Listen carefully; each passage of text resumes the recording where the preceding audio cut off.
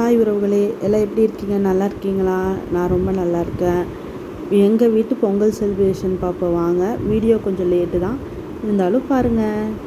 First காலையில் நானும் அம்மாவும் நேரத்தில் 4 மணிக்கே எந்திரிச்சு வீட்டு வெளியே வாசல் தொளித்து கோலம் போட்டோம். ஏன்னா நைட்டு போடலான்னு பார்த்தா மழை வந்துச்சு, அதனால் போட முடியல.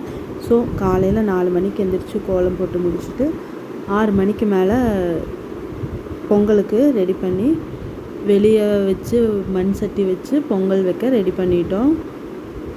பாருங்கள், நாங்கள் எப்போவுமே இப்படி தான் வைப்போம். மண் சட்டியில் தான் வைப்போம். புது மண் சட்டி வாங்கி முன்னாடி நாள் தண்ணியில் நல்லா ஊற வச்சு எடுத்து அதுக்கப்புறம் தான் எப்போவுமே வைப்போம். மண் சட்டியில் வச்சாதான் ஒரு மன திருப்தி இருக்கும் அந்த அன்றைக்கி எங்களுக்கு. அதனால் எப்போவுமே சின்ன வயசுலேருந்தே இதே மாதிரி தான் பண்ணிகிட்ருக்கோம். ரொம்ப நேரம் அடுப்பு எரியவே இல்லை. என்ன பண்ணுறதுன்னு யோசிச்சுட்டே இருந்தேன். அப்புறம் அம்மா வந்ததுக்கப்புறம் தான் என்ன உன்னி பொங்குமா, இப்போ பொங்குமா, அப்போ பொங்குமான்னு பார்த்தோம். அம்மா வந்து டக்குன்னு வச்சாங்க. ஃபாஸ்ட்டாக அடுப்பு எரிய ஆரம்பிச்சிருச்சு. டக்குன்னு வேலை அப்போ தான் முடிஞ்சிச்சு. இங்கே பார்த்துட்டே இருக்கேன். இடையில பிரேக்ஃபாஸ்ட்டுக்கும் எல்லாம் ரெடி பண்ணிகிட்டு இருந்தாங்க அம்மா. போய் அங்கே அந்த வேலையை பார்த்துட்டு இருந்தாங்க. இங்கே நான் பொங்கல் வச்சுட்டு இருந்தேன். பாருங்கள் எப்படி பொங்குதுன்னு. வெறும் தண்ணியில் தான் நாங்கள் எப்போவுமே வைப்போம். ஃபஸ்ட்டு இந்த வருஷம் பார்த்திங்கன்னா வடக்கு தான் பொங்குச்சு. ரொம்ப சந்தோஷமாக இருந்துச்சு. வடக்கு கிழக்கு அப்புறம் எல்லா சைடுமே சுற்றி பொங்க ஆரம்பிச்சிருச்சு. அடுப்பே அணைஞ்சிடுச்சு பொங்குனதில். அப்புறம் மறுபடியும் பற்ற வச்சு அரிசி 3 கை போட்டுட்டு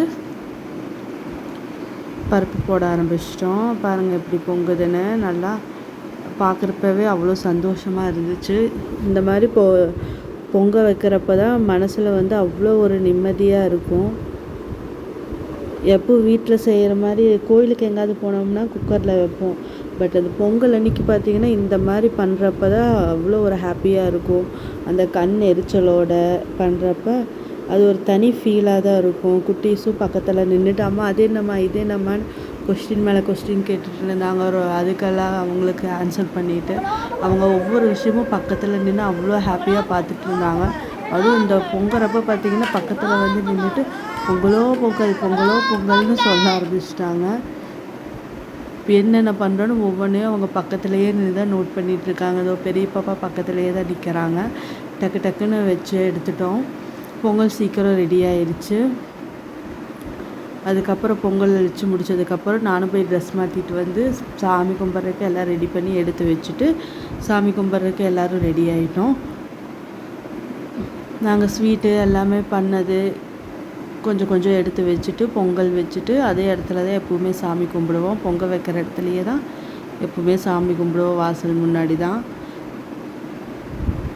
தேங்காய் உடைச்சி சாமி கும்பிட ரெடி ஆகிட்டோம்.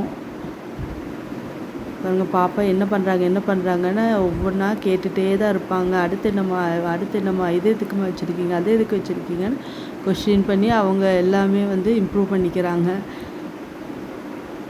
பாருங்கள், ரெடி ஆயிடுச்சு. இப்போ நாங்கள் சாமி கும்பிட போகிறோம். வாங்க சாமி கும்பிடலாம். சாமி கும்பிட்டு முடிச்சுட்டோம். அது வீடியோ எடுக்கலை. ஸோ சாமி கும்பிட்டு முடித்தோன்னே எல்லோரும் அப்படியே ஃபோட்டோ எடுக்க ஆரம்பிச்சிட்டோம். நீங்கள் பார்க்குறது அடுத்தடுத்து ஃபோட்டோஸ் தான் வரும் பாருங்கள். இது வந்து எங்கள் ஃபேமிலி ஃபோட்டோ. இது தான் இது வந்து கொஞ்சம் ஃபன்னாக இருக்கட்டும்ங்கிறதுக்காக அப்படி எடுத்தோம். ஆமாம், ரொம்ப ஹாப்பியாக இருந்துச்சு. பொங்கல் எங்களுக்கு இந்த வருஷம் சூப்பராக போச்சு. ஃபோட்டோஸ் எல்லாம் எடுத்து முடிச்சுட்டு வீட்டில் வந்து பொங்கல் சாப்பிட்டுட்டு பிரேக்ஃபாஸ்ட்டும் சாப்பிட்டுட்டு எங்கள் ஊருக்கு நாங்கள் கிளம்பிட்டோம். ஓகே, அவ்வளோதான். பாய்.